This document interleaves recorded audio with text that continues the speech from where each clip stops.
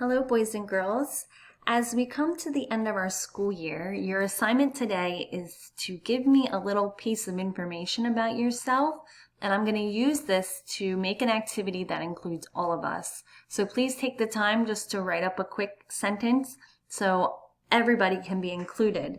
So I want you to think about something that's unique about yourself that maybe your classmates would have learned about you over the course of the year, or maybe something that is a surprise to them. So for example, right here I put 3 statements about myself. So I just put my name, and one statement is I love to do yoga every morning. Another statement would be coffee flavored ice cream is my favorite dessert to eat. Or I have 2 cats.